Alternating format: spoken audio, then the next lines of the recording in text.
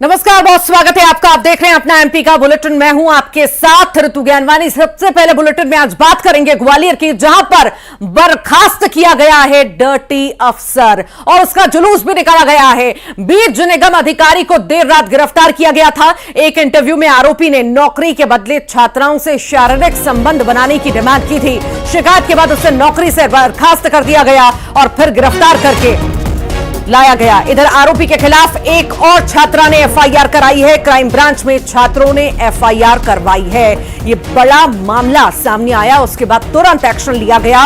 CM द्वारा भी इस पूरे मामले में संज्ञान लिया गया। बर्खास्तगी इस अफसर की हुई है। साथ ही साथ ये भी बता दें, जुलूस भी इस आरोपी का निकाला गया है। डर्टी अफसर जिसकी गिरफ्तारी हो चुकी है, बर्खास्तगी भी हो चुकी है, जुलूस भी अब निकाला जा चुका है। कड़ी से कड़ी कार्रवाई इस पर होगी। ज्यादा जानकारी हम सहयोगी सुशील से लेंगे। सुशील कौशिक हमारे साथ ग्वालियर से जुड़ गए हैं। सुशील, डर्टी अफसर की गिरफ्तारी भी हुई, जुलूस भी निकाला गया, नौकरी के बदले आबरू की मांग ये कर रहा था। आखिर अब जब गिरफ्तारी हुई है, क्या क्या खुलासे इस मामले में हो रहे हैं? क्या इसी तरह पहले भी कई छात्राओं को अपने झांसे में ले चुका है, इसी तरह की डिमांड किया करता था, और क्या कई सारी छात्राएं इसके झांसे में आ भी चुकी हैं? क्या क्या खुलासे हुए हैं, विस्तार से बताइए। बिल्कुल, देखिए, ये 3 जनवरी को एक शिकायत हुई थी जो बीज निगम का असिस्टेंट प्रोडक्शन है संजीव कुमार तंतवे, जिसने ग्वालियर के एग्रीकल्चर यूनिवर्सिटी में छात्राओं के इंटरव्यू लिए थे और इंटरव्यू के बाद जो है उन छात्राओं को पास करने के लिए डर्टी डिमांड की थी। उन छात्राओं से एक रात बिताने की डिमांड की थी।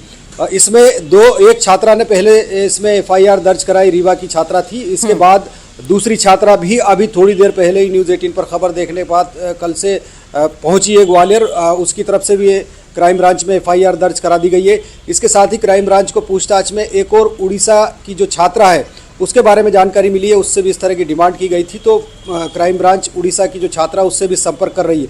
जैसे ही न्यूज़ 18 खबर दिखा रहा है, उसके बाद लगातार जो छात्राएं पीड़ित रही है वो छात्राएं सामने आने लगी है। अभी क्राइम ब्रांच ग्वालियर लेकर, भोपाल से इसे आरोपी को ग्वालियर लेकर पहुंची है। यहाँ उसका जुलूस भी निकाला है। अब थोड़ी देर बाद उसे कोर्ट में पेश करके रिमांड भी लिया जाएगा।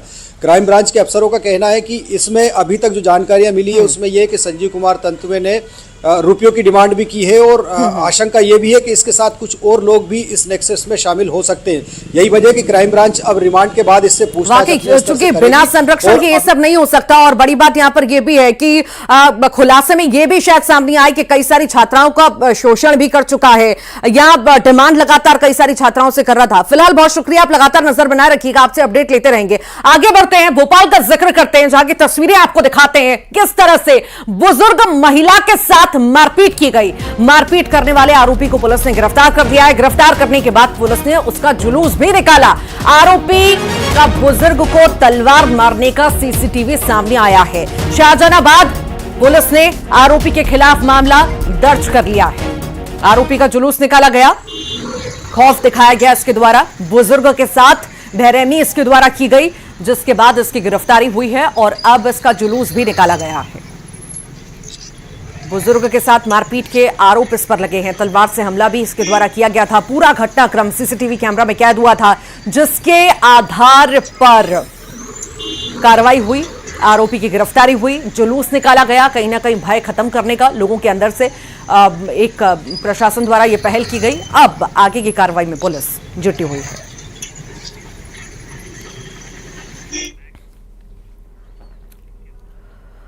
और मध्य प्रदेश में लगातार डॉग बाइट के मामले सामने आ रहे हैं। लापरवाहियां भी यहां पर देखने को मिल रही हैं। आपको बता दें, भोपाल का हम जिक्र करें तो यहां पर भी कुत्तों का आतंक लगातार बढ़ रहा है। निगम ने बड़ी बैठक इसे लेकर के बुलाई है।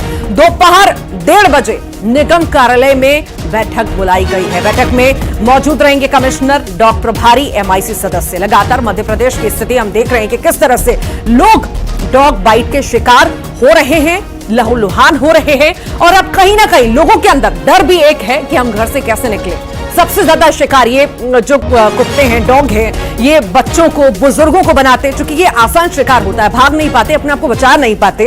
इन पर ज्यादा झपट्टा मारते हैं, हमला करते हैं और कई बार जान भी बच्चों की चली गई है इन बड़े हादसों में।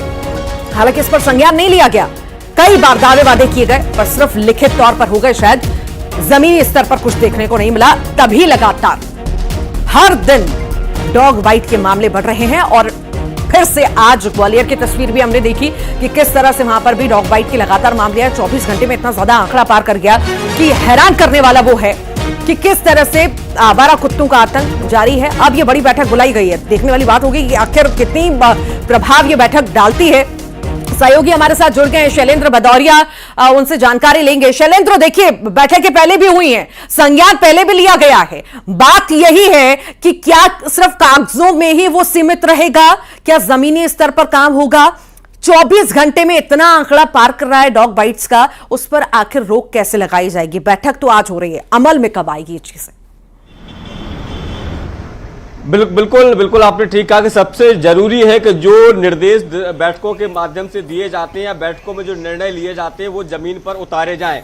जमीन पर वो निर्णय नहीं उतर रहे, उसी का कारण है कि राजधानी भोपाल सहित मध्य प्रदेश के अलग अलग हिस्सों से डॉग बाइट्स की घटनाएं सामने आ रही है। सबसे पहले जो निशाने पर है वह छोटे बच्चे, मासूम बच्चे। राजधानी भोपाल में तो कुत्ते के काटने से एक बच्चे की मौत तक हो चुकी है और कल भी जिस तरीके से कोई एक बच्चे को शिकार बनाया गया। मैं आपको बता दूं कि महापौर हेल्पलाइन में पिछले कुछ दिनों में ही महज 321 शिकायतें डॉग बाइट्स की सामने आई हैं, जो ये बताती हैं कि राजधानी में किस तरीके से जो स्ट्रीट डॉग है वो लोगों के लिए जान का खतरा बने हुए हैं, लोगों पर लगातार हमले कर रहे हैं। एमपी नगर जैसे पौष इलाके में 1 घंटे में ही एक डॉग के द्वारा 21 लोगों को एक साथ काटा गया। अलग अलग घटनाएं जो है वो राजधानी भोपाल के अलग अलग इलाकों से सामने आ रही हैं। तमाम जो निर्देश हैं खुद डॉक्टर मुख्यमंत्री की तरफ से भी दिए गए हैं, मोहन यादव की तरफ से तमाम जो मंत्री हैं उन्होंने भी अपने अपने इलाकों में निर्देश दिए। आज निगम की एक बड़ी बैठक और ये स्थिति सिर्फ भोपाल में नहीं है शैलेंद्र, पूरे मध्य प्रदेश के अलग अलग जिलों में ये स्थिति बनी हुई है। पर इससे निपटने के लिए आखिर क्या कारगर कदम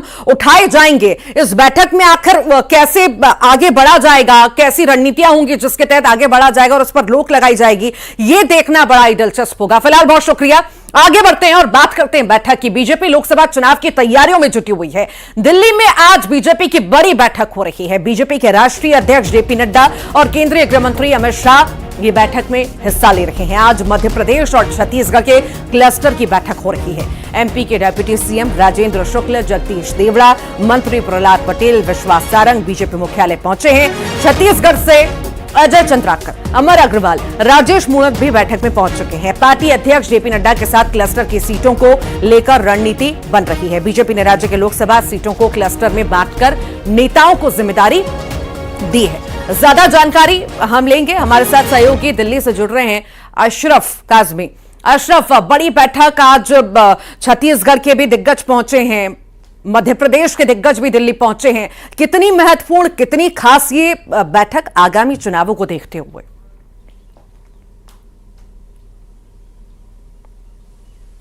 ऋतु, देखिए बीजेपी के लिए आज की बैठक जो है बहुत महत्वपूर्ण है और आज की बैठक में मान लीजिए कि छत्तीसगढ़ और मध्य प्रदेश के लिए जो भाजपा को अपनी ज़मीन मजबूत करनी है, जो ज़मीनी जो ग्राउंड उन्हें तैयार करना है, मजबूत करना है, उसकी नींव यहाँ रखी जा रही है। कैसे आगे बढ़ना है वो इसी वजह से बीजेपी ने मध्य प्रदेश की 29 जो लोकसभा सीट है उसके लिए 7 क्लस्टर बनाए हैं और हर क्लस्टर में 4-4 सीटें दी हैं। सिर्फ भोपाल क्लस्टर जो विश्वास सारंग के पास है उसमें 5 सीटें हैं। बाकी उज्जैन का जो क्लस्टर है वो कैलाश विजयवर्गीय के पास है, भूपेंद्र सिंह के पास सागर है, प्रहलाद पटेल के पास जबलपुर है और इसके अलावा जगदीश देवड़ा उज्जैन उनके पास है। तो तमाम जो बड़े नेता हैं इनको क्लस्टर वाइज जिम्मेदारी पूरे मध्य प्रदेश को बांट दी गई है, सब यहाँ पहुंचे हुए हैं। इसी तरह से छत्तीसगढ़ की जो 11 सीटें हैं उसमें से भी 4-4 सीटें बांटी गई हैं और एक क्लस्टर में 3 हैं।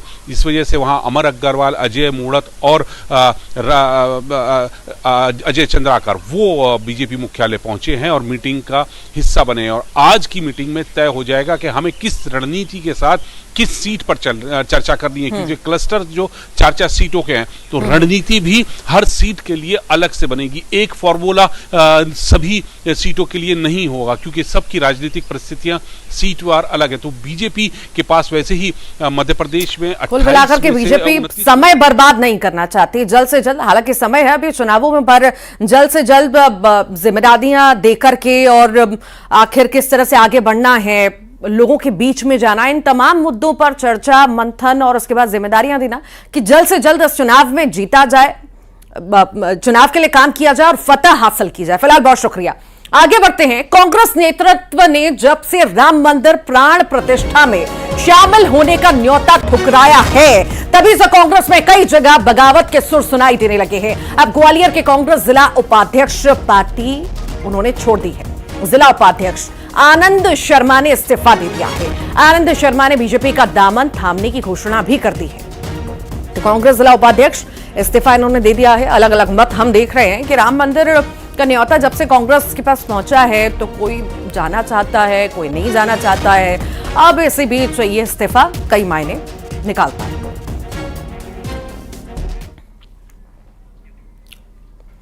और आइए अब आपको इंदौर की तस्वीरें दिखाते हैं कि किस तरह से नशेड़ियों ने यहां पर हंगामा बरपाया है। ढाबे पर खाना खाने के विवाद में ये नशेड़ी वहां पर विवाद करने लगे। युवकों ने हंगामा किया। ढाबा संचालक की नशेड़ियों ने पिटाई भी कर दी। बर्थडे पार्टी से ये नशेड़ी बदमाश लौट रहे थे और खाने की बात पर विवाद करने लगे। मारपीट की यह पूरी घटना सीसीटीवी कैमरा में कैद हुई। आरोपियों के खिलाफ मामला भी दर्ज कर लिया गया है। ये पूरा जो मामला है गांधी नगर के आसपास का बताया जा रहा है। फिलहाल गांधीनगर पुलिस मामले की जांच में जुटी हुई है। ढाबे पर नशेड़ियों का हंगामा देखने को मिला है। खाने की बात को लेकर के विवाद हुआ और विवाद देखते ही देखते बढ़ता चला गया, मारपीट में तब्दील हुआ। पूरा घटनाक्रम सीसीटीवी कैमरा में कैद।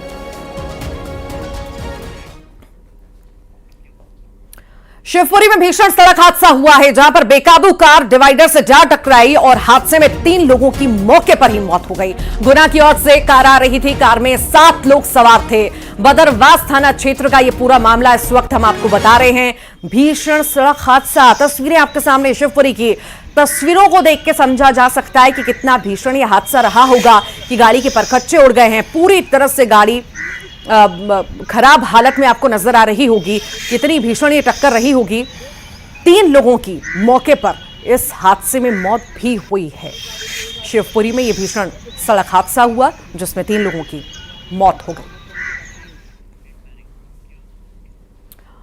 भिंड में व्यापारी के घर पर ताबड़तोड़ फायरिंग हुई है। फायरिंग की पूरी घटना में खाली कारतूसों का ढेर लग गया। फायरिंग की घटना से दहशत में पूरा परिवार भी आ चुका है। यह भी आपको बता दें कि शहर का यह पौष इलाका है, पौष कॉलोनी है जिसमें यह घटना घटित हुई है। थाने से लगभग 500 मीटर की दूरी पर ताबड़तोड़ फायरिंग होती रही। पुरानी रंजिश का यह पूरा मामला बताया जा रहा है। हालांकि मौके पर कोई नहीं पहुंचा, पास में ही था थाना, पर इस बारे में कोई जानकारी नहीं लगी। कई देर तक फायरिंग होती रही। व्यापारी के घर पर तोड़फोड़ और फायरिंग होती रही। क्या गोलियों ने क्या करें, बच्चों को अंदर करें, मैं क्या करूं? एकदम बताओ, गेट मेरे तोड़े डाले, ऐसे करके तोड़ रहे मेरा गेट। आप ये समझिए, बच्चे के मम्मी भागो, गेट मत खोलना, नहीं खोलना। अगर हमारा नॉर्मल गेट लगाकर टूट जाता तो तुम तो क्या कर रहे थे, सेंस में थे, क्या करे तुम? तो इतने 40 कारतूस भी के पड़े हुए थे। 10:30 बजे के गए, 2:30 बजे हम लोग वहाँ थाने में बैठे कोतवाली में। 2:30 बजे तक ठंड में हम लोग स्वेटर नहीं पहने, ऐसे ही भाग गए हम लोग, जैसे घर में थे वैसे ही। 2:30 बजे तक उन लोगों को जरा भी ये नहीं लगा कि ये लोग सर्दी में यहाँ बैठे हुए हैं। उन्होंने मेरी कोई FIR नहीं लिखी, कोई भी बात नहीं, मेरी कोई बात ही नहीं सुन रहे। हम लेडी थे, हम इसी स्थिति में ये गई और इसी स्थिति में हम। प्रदेश में अस्पतालों की बदहाली की तस्वीरें आए दिन देखने को मिलती हैं। ऐसी ही एक तस्वीर के डिंडौरी के सामुदायिक स्वास्थ्य केंद्र मेहनवानी से सामने आई है। सामुदायिक केंद्र में मरीजों के बेड पर कुत्ता आराम फरमाता हुआ दिखाई दे रहा है। तस्वीर आपको दिखाते हैं। और अस्पताल प्रशासन को इससे कोई फर्क नहीं पड़ता। ये तस्वीर देखिए, ऐसी लापरवाही भारी पड़ सकती है। इससे मरीजों में इंफेक्शन का खतरा हो सकता है। हाल ही में विधायक ओम प्रकाश ध्रुवे और कलेक्टर विकास मिश्रा ने भी अस्पताल का निरीक्षण किया था, लेकिन इसके बाद भी हालात जस के तस बने हुए हैं।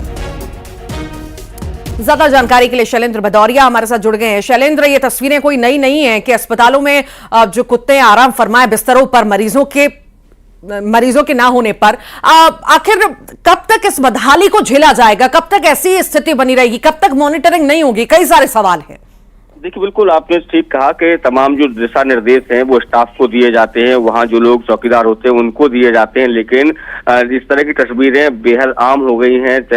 मध्य प्रदेश के अलग अलग हिस्सों से इस तरह की तस्वीरें सामने आती हैं कि जो अस्पताल है जिनमें मरीजों को होना चाहिए, जिन बिस्तरों पर मरीजों को होना चाहिए, मरीजों की अनुपस्थिति में ऐसे बिस्तरों पर कुत्ते आराम फरमाते नजर आते हैं। और कमाल की बात तो है कि स्थानीय विधायक हो या प्रशासन भी हो, वो भी इन व्यवस्थाओं को सुधारने की बात करते हैं। लेकिन व्यवस्थाओं को अगर सुधारना है तो जो वहां पर प्रबंधन है उसको तरफ ध्यान देना चाहिए। तो जिस तरीके से कहीं ना कहीं तस्वीरें जो है वो लोगों को हैरान कर देती है। अब से कुछ देर बाद ही पता चला कि वहां पर कोई व्यक्ति वहां पर इलाज कराने के लिए आएगा, तो वहां पर कुछ रहते हैं। और जिस तरीके डॉग पूरे मध्य प्रदेश में ऐसे। बहुत बहुत शुक्रिया शैलेंद्र जानकारी को साझा करने के लिए।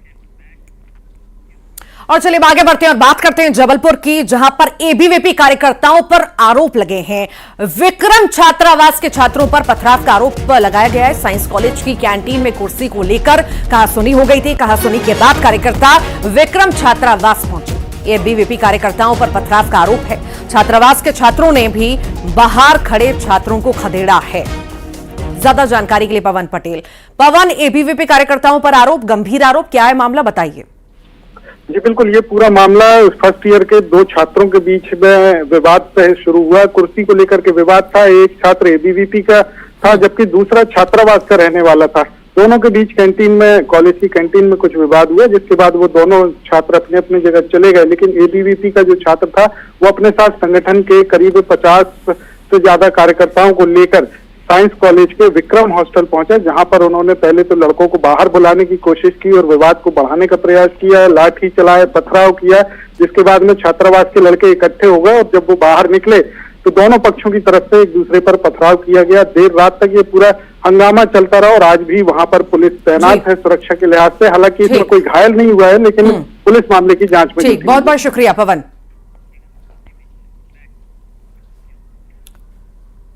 छतरपुर में 7 साल की बच्ची के साथ हैवानियत हुई और आरोपी ने मासूम को खेत में फेंक दिया। मासूम गंभीर हालत में जिला अस्पताल में उसे भर्ती कराया गया है।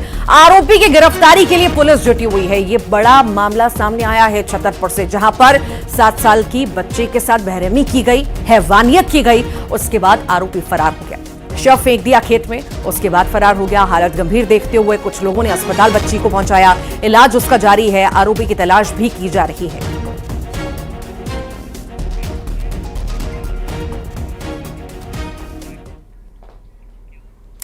और आइए अब देखेंगे खबरों का 2020।